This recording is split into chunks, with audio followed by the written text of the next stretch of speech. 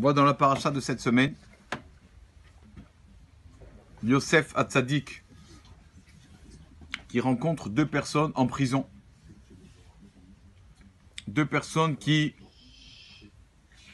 travaillaient, qui étaient employées dans le palais du roi Paro, du roi Pharaon. Le chef panetier et le chef échanson. Et les deux qui viennent voir Yosef Hatzadik et lui disent: on a vu un rêve. On a rêvé. Qu'est-ce que vous avez rêvé?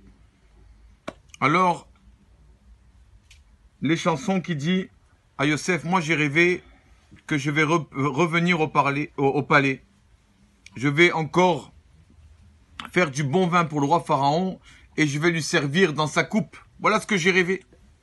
Qu'est-ce que veut dire mon rêve? Yosef lui dit: ça veut dire que tu vas revenir. Tu vas revenir, ne t'inquiète pas, tu vas sortir de prison et tu vas reprendre ton poste au palais royal. Alors le chef panetier aussi a demandé une interprétation de son rêve à Yosef en lui disant: moi j'ai rêvé que je suis debout, tranquille, personne ne me dérangeait. Il y avait au-dessus de moi 3 paniers de viennoiseries et des oiseaux sont venus et picorer. Ils m'ont rien fait de mal. Hein. Moi j'étais bien comme ça debout, ils picoraient les oiseaux, il y avait les paniers sur ma tête et ils sont partis. Alors que veut dire mon rêve? Il a dit: toi, tu es mort. Toi, laisse tomber. C'est pas un bon rêve. Et nos sages, Rabbi Chaim Shmulevitz, demandent comment Yosef s'est permis d'interpréter le rêve, d'interpréter favorablement. Un bon rêve, tu as fait un bon rêve, tu vas revenir. Et pourquoi au deuxième, il l'a interprété comme ça, d'une manière un peu dure? On sait que la Gemara dit: Kol hachalomot olchim achar rapé. On sait qu'un rêve, quand on l'interprète, il faut toujours bien l'interpréter. Jamais sortir des mauvaises paroles. Dire: non, ton rêve, ça veut dire ça, ça veut dire ça. Comment Yosef était sûr que le rêve du panetier était un rêve qui n'était pas bon pour lui? Et Rabbi Chaim Shmulevitz, un des grands sages de la génération, a répondu de manière tellement belle. Il a dit: une personne, quand il est là, Kadosh Baruch Hu a amené, quand Hachem a fait venir une neshama, une âme dans ce monde, ce n'est pas pour rester sans rien faire. C'est pour œuvrer, c'est pour faire, pour être actif. Mais quand une personne n'y fait rien, c'est comme un mort, il ne fait plus rien. Il sent qu'il n'a plus de responsabilité, il ne veut plus avancer.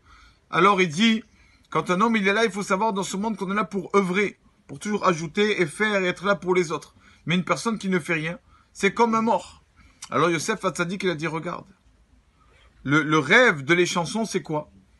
Je pressais du vin, je versais du vin. Il y a plusieurs verbes dans ce rêve. Il y a plusieurs verbes, on voit qu'il était actif dans le rêve. Si tu es actif, c'est un signe que tu vas rester en vie. Mais le panetier, qu'est-ce qu'il faisait? Il faisait rien. Il faisait rien, il fait juste les oiseaux qui picoraient. Quand quelqu'un il fait rien, c'est jamais un bon rêve. Yosef l'a dit: quand on ne fait rien, quelqu'un il est... Ça y est, il sert plus à rien, c'est jamais bon.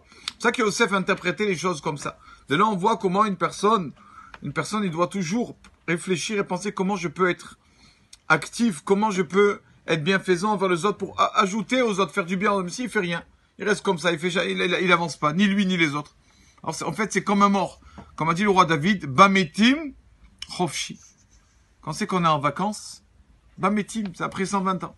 Mais avant cela, quand on est encore dans ce monde, on est toujours là pour donner, pour aider les autres. C'est connu que, je sais pas qui c'est qui dit ça, je l'avais vu marqué.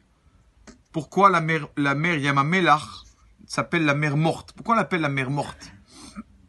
Qu'est-ce qu'elle a fait, la pauvre? Pourquoi l'appeler morte? Il dit: parce que cette mer-là, elle reçoit des eaux.